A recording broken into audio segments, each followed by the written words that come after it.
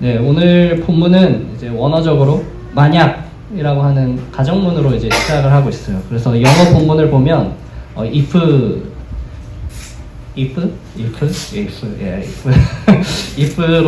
시작되는 것을 이제 확인할 수가 있습니다. 그래서 if 다 배웠죠? 영어 할 때 만약 뭐뭐 한다면 그런 의미죠.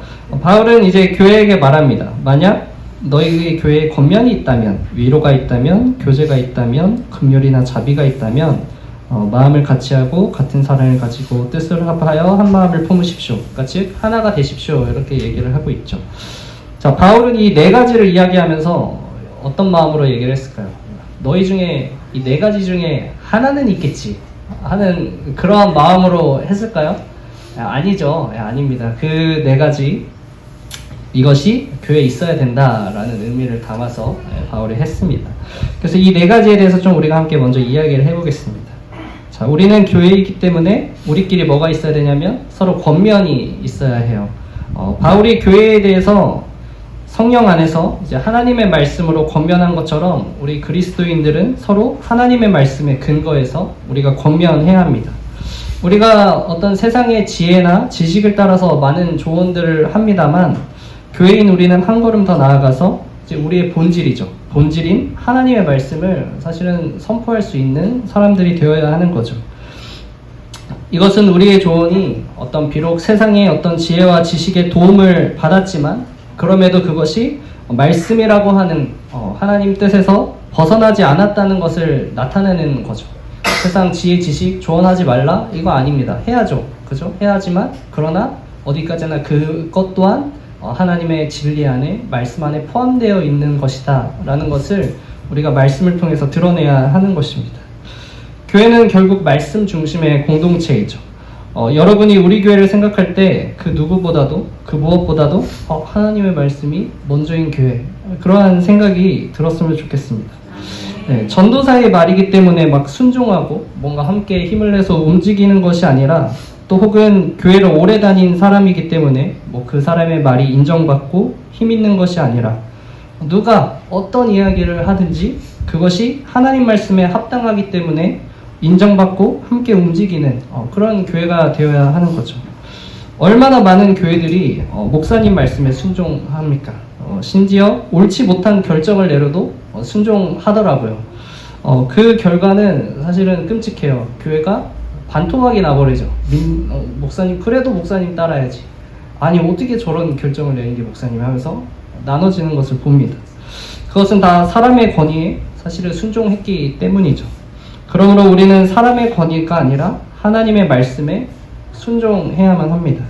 그래야 누가 어떤 이야기를 하든 그래서 누가 어떤 이야기를 하던 하나님의 말씀에 합당하지 않으면 여러분 옳지 않다고 이제 당당하게 외쳐야 하죠.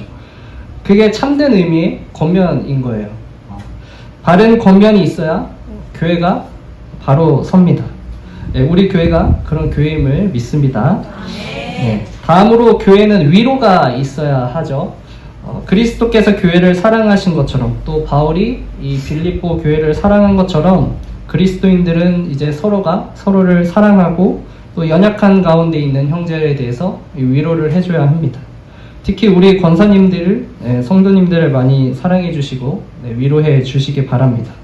실수를 용납해 주시고요. 잘못도 품어 주시고요. 다그치지 마시고 기도해 주시기 바랍니다. 지금 권사님들이 못하고 있어서가 아니라 우리 권사님들에게 바라는 그 직분에 바라는 모습이기 때문에 그래요. 그런 위치이기 때문에 그렇습니다. 어머니, 할머니 어떤 이미지인가요? 그렇죠? 막 안아주고 그렇죠? 사랑하고 품어주는 그런 위치에 있기 때문에 그렇습니다.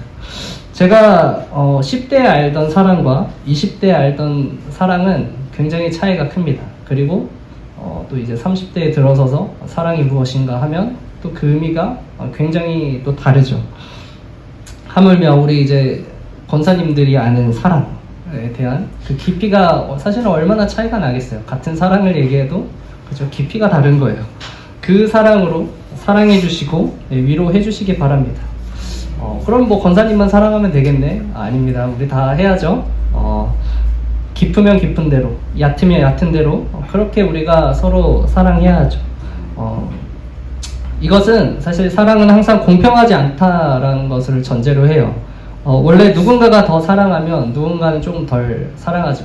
세상에서도 그렇잖아요. 50대 50, 뭐 이렇게 사랑의 크기가 같던가요? 아니죠. 누군가는 뭐 미세하게나마 어쨌든 차이가 있습니다. 그래서 그렇다고 해서 사랑이 유지가 안 되는 건 또 아니죠. 50대 50이어야만 사랑이 유지되나요? 아닙니다. 누가 80의 사랑으로, 그죠? 20의 사랑을 커버하고서라도 사랑을 유지하기도 합니다. 바로 이 교회의 공동체가 사실은 그러한 모양새이죠. 비록 우리가 이 교회에 막 100의 사랑을 쏟아 부을 수도 있어요. 하지만 교회에서는 뭔가 1의 사랑밖에 되돌아오지 않을 수도 있습니다. 그러나 여러분 낙심하지 마시기 바랍니다. 우리는 그 이상의 큰 사랑을 사실은 예수님께 받은 사람들이잖아요. 이 100, 뭐 이렇게 150 이렇게 얘기하지만 예수님이 우리에게 주신 사랑을 수치화하자면 뭐 만약에 100에 4개 100의 사랑이 있으면 예수님께서는 뭐 100만의 사랑, 1000만의 사랑, 사실은 뭐 수치로 비교하기 부끄러울 정도로 많은 사랑을 우리에게 주셨습니다. 우리에게는 그 사랑을 부족한 사랑을 예수님께로부터 체험받고 계속해서 흘려보내는 것, 이 교회 가운데로 흘려보내는 것이 우리의 역할인 것이죠. 그렇기 때문에 부디 먼저 사랑하시고 용서하시고 격려하시고 포용하시고 위로하심이 넘쳐나기를 축복드립니다. 그 다음에 교회는 교제가 있어야 된다 이렇게 말을 하고 있어요. 우리가 사도신경에서 이렇게 고백을 하죠. 성령을 믿사하며 거룩한 공예와 성도가 서로 교통하는 것과, 이 성도의 교제는 단순히 믿는 사람끼리 모여서 인간적인 교제를 갖는 것만을 의미하지 않아요. 우리의 교제는 우리 모두에게 주어진 거룩함과 그리고 그리스도의 은혜와 성령의 은사에 참여하는 길이에요. 이 교제만으로도. 우리는 그 초대교회 공동체에서 어떤 교제의 모범을 보게 됩니다. 총 사도행전 2장 42절에서 47절을 보면 6가지가 나오는데, 사도들로 말미암아 기사와 표적들이 많이 나타나고요. 믿는 사람들이 함께 모든 물건을 서로 통용합니다. 그리고 재산과 소유를 팔아 각 사람의 필요에 따라 나눠주었고, 성전에 모여 떡을 떼며 기쁨과 순전한 마음으로 음식을 먹었습니다. 그리고 하나님을 찬미했고요. 구원받는 사람이 날마다 더했는데, 이 사건들은 사실은 모든 성도가 교제하는 가운데서 일어나는 사건들이죠. 여러분, 우리의 교제 시간은 사실은 예배 시간만큼 굉장히 귀한 거예요. 때로는 속절없이 우리가 교제할 때 보면은 뭐 신앙적으로 아무런 의미 없이 흐르는 것 같을 때도 있지만, 사실은 그러나 그 속에도 스쳐 지나간 은혜의 고백들이 있고요. 또 남모를 속 깊은 배려도 숨어 있고요. 그리고 사람들이 알아주지 못하는 헌신이 있기 때문에 사실은 그 교제가 유지되고 계속 이어질 수 있는 겁니다. 그리고 우리의 교제는 사실 말씀을 실천하기 아주 좋은 기회의 장소죠. 주일 예배 말씀에 사랑하라고 말을 들으면 어때요? 그날 교제할 때는 그래도 사랑해야지, 뭘 하지 말아야지 하면서 뭐 장난식이나마 그렇게 실천하고 그렇게 살아야겠다라고 실습해볼 수 있는 거죠. 네, 그렇게 좋은 기회입니다. 네. 그렇게 연습해서 세상으로 나아가면 됩니다. 그런데 한 가지 말씀드릴 것은 여러분들이 공동체를 위해서 꼭 뭔가를 베푸는 사람이 될 필요는 없어요. 재산과 소유를 팔아서 각 사람의 필요에 따라 나누어졌다는 말이 있죠. 그러면은 사실은 주기만 하는 사람들만 있었겠냐고요? 아니에요. 그냥 받을 수밖에 없었던 사람들도 그 공동체 내에는 분명히 존재를 했습니다. 여러분, 가진 게 있어야 뭘 나눠줍니다. 그럴 때는 없을 땐 받아야 돼요. 여러분들의 위치가 때로는 받아야 되는 위치일 수도 있어요. 근데 그것을 부끄럽게 여기거나 뭐 민망해 하실 필요가 없습니다. 네, 여러분이 받고 싶은 것이 관심이든 어떤 감정이든 헌신이든 그냥 받으시기 바랍니다. 언제까지요? 회복되고 성장할 때까지 계속 받으시면 돼요. 단 이제 감사함으로, 또 하나님께 기뻐함으로 그렇게 받으시면 되죠. 그리고 정말 다시 성장해서 다시 나누어 줄 수 있는 위치까지 도달했을 때, 그때 부족한 사람을 바라보고 나누어 주시면 됩니다. 네, 그러면 교회가 든든히 서가는 거예요. 그것으로 아픈 병자 한 명이 일반인이 되고 건강한 사람이 되고 그렇게 한 명 한 명 점점 성장하는 거죠. 네, 교제를 나누지 못하는 성도들은 반드시 병들게 되어 있습니다. 실제로 보면 예배는 드리지만 어떤 믿음의 교제를 나누지 못하는 성도들은 주로 보면 이 뭔가 말씀과 삶을 연결시키지 못해요. 그냥 말씀 들었네, 예배 드렸네, 이게 끝이에요. 이게 삶까지 이어지지 못합니다. 또 하나님의 역사하심에 대해서 조금 무감각해지더라고요. 내 삶에 역사하신 하나님을 발견하지 못하고 하나님 살아계시나에 대한 의심까지 하게 되죠. 무엇보다 교회 생활이 기쁘지 않아요. 이 교회에 부름받은 것이 맞나? 내가 이 교회에 다니고 있는 것이 맞나? 이거에 대한 의심부터 가지게 되죠. 하지만 바른 교제를 한다면 이런 모든 근심도 없고 걱정도 없고 그냥 기쁘고 행복하고 교제를 통해서 모든 긍정적인 효과들이 나옵니다. 네, 교제를 통해서 여러분들도 이 교회에 여러분들이 교회됨을 확신 가지고 또 든든히 서가시기를 바랍니다. 마지막, 교회에는 긍휼이나 자비가 있다라고 얘기를 했습니다. 자, 긍휼은 사랑에서 비롯된 동정이나 애정을 가리키고요. 자비는 긍휼에서 파생된 단어예요. 사실은 같은 단어라고 봐도 무관합니다. 그리스도인들은 연약한 자나 어려움에 빠진 자들에게 긍휼과 자비를 베풀어야죠. 이건 너무나 당연하죠. 예수님께서 가르치신 그 말씀이 몇 개나 있는데요. 그죠? 직접 실천도 하셨고. 그런데 이 긍휼과 자비는 곧 전도와 선교의 사실은 밑바탕이 돼요. 긍휼과 자비는 사회봉사나 어떤 기부 같은 것을 먼저 생각하게 하지만 사실 더 본질적인 의미로는 영혼에 대한 긍휼과 영혼에 대한 자비이기 때문에 사실은 더 전도와 선교에 가까운 말씀입니다. 그래서 여러분이 가장 듣기 싫은 말, 부담스러워하는 말 저는 해야만 하죠. 전도하시기 바랍니다. 네. 네. 이 전도하라고 해서 교회로 사람을 데려오라는 말 아닌 거 아시죠? 네. 여러분이 아는 예수님에 대해서 주변 사람들에게 전하고 또 하나님께서 오늘 어떻게 역사하셨는지 요즘에 하나님이 지금 어떻게 옛날 얘기도 좋지만 그러나 내가 지금 하나님과 어떻게 살아가고 있다. 네, 그것을 여러분도 선포하라는 말입니다. 물론 이제 상황이나 환경이 우리 교회에 데려올 수 있는 상황이면 데려오는 것 좋아요. 좋죠. 하지만 본질은 아니다라는 것을 좀 말씀을 드리고요. 생각해 보십시오. 하나님이 새송환교회로 안 데려왔어? 너 전도 안 했네? 이렇게 하시는 거 아니잖아요. 여러분께서 그렇게 전해서 만약에 상처받고 교회를 떠난 사람들이 다시 교회로 돌아가고 소망을 품게 되면 그것만으로 잘했다 내 딸아, 잘했다 아들아 이렇게 말씀하시는 거죠. 주변 사람들이 여러분들을 보면서 뭐 어떻게 평가할지는 모르겠습니다만 맛잘알이라고 할 수도 있죠. 나 진짜 먹을 줄 아네 그렇게 칭찬할 수도 있고 저 친구는 신뢰할 만한 사람이야 뭐 그렇게 얘기할 수도 있고요. 저 친구는 말을 똑부러지게 잘해 뭐 등등 여러 가지 평가가 있을 수 있겠지만 그러나 여러분들이 특별히 저 친구는 예수님을 사랑해 라는 얘기나 혹시 저 친구의 말을 들어보니까 하나님이 살아계시는 것 같아 라고 평가받을 수 있게 되기를 바랍니다. 네, 그래서 우리 교회가 그런 사람들이 모이는 교회가 되기를 바랍니다. 네, 이렇게 해서 우리 교회의 이제 4가지 덕목에 대해서 얘기를 했습니다. 그런데 이 덕목은 교회에서만 사실 지킨다고 지킬 수 있는 것들이 아니에요.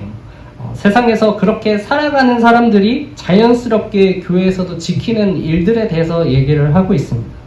교회에서만 말씀에 순종한다? 얼마나 이중적이고 사실은 불가능한 일인가요? 말씀에 순종하는 법을 알지 못하는데 교회에서만 순종할 수가 없어요. 권위에는 순종하겠죠. 또 교회에서만 살아간다? 아니에요. 그죠? 교회에 와서도 미워하겠죠. 삶과 교회를 분리하지 마시고 일치된 삶을 또 사시기 바랍니다. 여러분이 바로 서야지 교회가 바로 섭니다. 뭐 대형 교회야 사실은. 신앙생활 가짜로 해도 티 안 나고 그 교회가 뭐 건강한지 뭐 병들었는지 알지 못하지만 우리같이 작은 교회일수록 한 명 한 명이 우리 교회의 능력이고 실력이고 태도고 자세가 되는 거예요.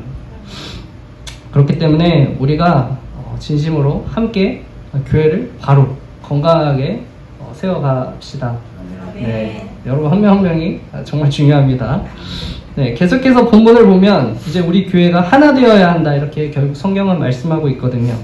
마음을 같이하여 같은 사랑을 가지고 뜻을 합하여 한 마음을 품어 결국 하나가 되라는 뜻입니다. 자, 그러기 위해서 이제 구체적인 방법이 그 다음 절부터 나와 있는 거죠. 첫째, 아무 일에든지 다툼이나 허영으로 하지 말라 이렇게 얘기를 하고 있어요. 일치하기 위해서 당연히 다툼이 없어야겠죠. 다툼이라고 하는 것은 그냥 싸우는 건가? 라고 생각하는데 좀 경쟁적인 거예요.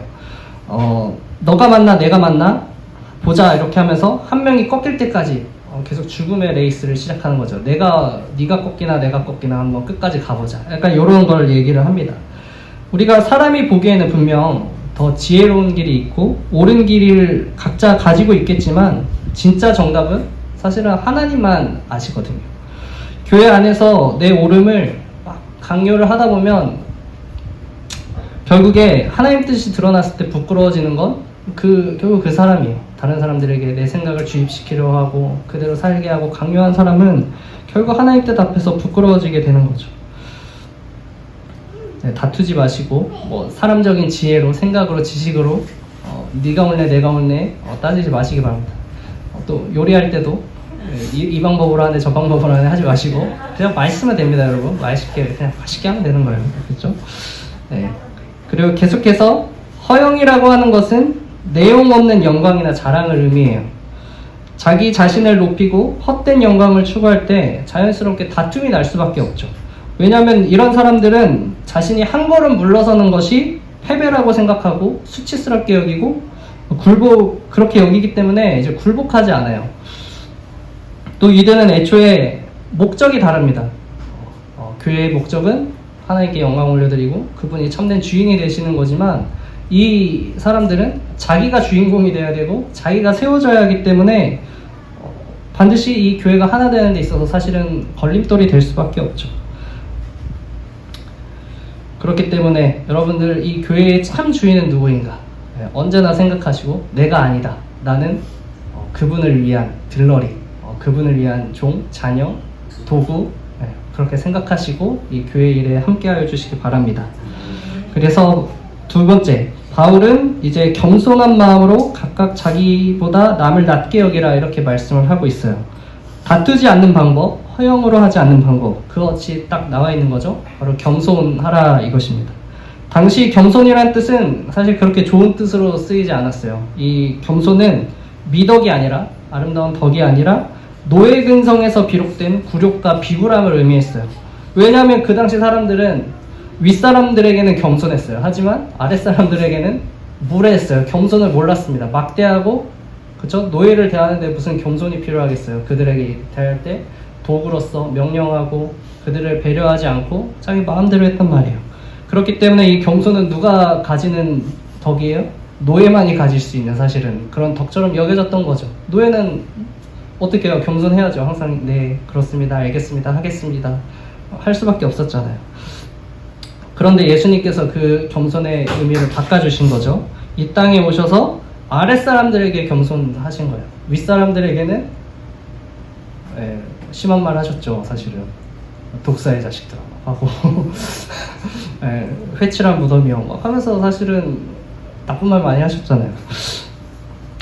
네, 이처럼 겸손은 예수님을 통해서 사실 그리스도인들의 최대의 미덕이 된 것이죠. 그래서 교회 안에서 누가 가장 겸손해야 하는가? 뭐 정해져 있죠. 접니다. 대접받기를 바라기보다 섬기고 높은 자리에 앉기보다 여러분들과 함께 앉아서 그 필요를 알아가는 것.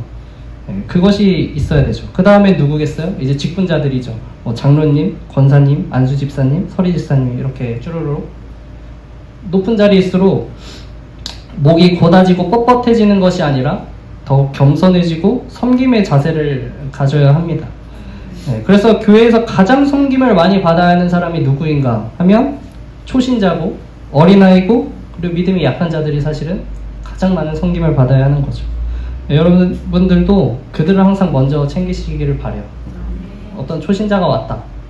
그럼 뭐 갑자기 얘기 중에 굳이 전도사님 하면서 인사하고 뭐 챙기지 마시고 그냥 그분에게 집중하시고 그분을 가장 뭔가 대접받는다는 느낌을 들 수 있도록 가장 그분들을 먼저 챙기시기 바랍니다. 그렇게 우리가 겸손으로 섬길 때 사실 교회가 건강해지고 우리가 일치에 대해서 얘기를 하고 있는데 그렇게 해야 오래 다닌 사람들끼리만 마음이 맞고 뭐 이해관계가 맞는 사람들끼리만 일치되는 것이 아니라 그렇게 우리가 섬김으로 나아갈 때에 비로소 온 성도들 이제 새로 온 분부터 새로 적응한 분들까지 그 성도들이 다 하나 될 수가 있습니다. 그러므로 겸손히 섬기기를 또한 축복합니다. 네, 마지막으로 각각 자기 일을 돌볼 뿐더러 또한 각각 다른 사람들의 일을 돌보아라 이렇게 얘기하고 있죠. 쉽게 말하면 이기적으로 굴지 말라는 거라고 말할 수 있어요. 자기에게 주어진 일들에 대해서 하기 싫다, 안 하다, 어렵다, 안 하면 안 되죠. 사실은 너무 당연한 이야기지만 어때요? 이 또 너무나 당연스럽게 안 지켜지는 이야기이기도 합니다. 예를 들어서 교회에 1년 동안 이제 청소 담당 구역을 나누고 자원하는 분 해서 지원자를 딱 받아요. 그래서 정해 놓으면 얼마나 지켜질 것 같으세요? 네. 한 달에서 길면은 3달 정도 가요. 그것도 딱 자기 구역만 하는 경우예요. 내가 지원했으니까 내 구역만 한다 해서 오래 해도 3달 정도 하더라고요. 근데 보면은 그렇게 하면서 이제 나는 3달 동안 하고 있으니까 의로워. 그래서 어떻게 하냐면 안 하는 사람들을 보면서 사실은 쓴소리를 하죠. 뒤에서 저분은 저 한다 그래놓고 하지도 않아. 근데 이제 사실은 가장 옳은 행동은 뭐예요? 내 거 하고 사실은 옆 구역도 내가 시간 되면 해줘야죠. 그게 맞는 거죠. 나는 이것만 했으니까 난 이것만 할 거야. 이 교회에서 그렇게 하면 되겠습니까? 자기 일을 돌보고 다른 사람의 일을 돌보아라. 말은 쉽지만 사실 정말 지켜지기 어려운 일입니다. 그러나 그 어려운 일 성공하시기 바랍니다. 교회에 헌신하고 봉사하는 일에서 우리가 치사하지 않았으면 좋겠어요. 사실 우리 모두의 일이잖아요. 뭐 그냥 임의로 나누어 준 거고 책임감을 갖기 위해서 나누어 놓은 거지 내일 내일이 우리가 지금 어디 있습니까? 그리고 봉사의 자리는 스스로가 지키고 확장시키는 겁니다. 아무도 청소기를 돌리지 않을 때 청소기를 돌리는 사람이 그 봉사의 자리를 차지하는 것이고 또 다른 사람의 눈에 보이지 않는 무언가가 보일 때가 있어요. 이게 사람마다 정말 보는 게 다 다르고 들어오는 생각이 다 다릅니다. 그럴 때 여러분이 하시면 돼요.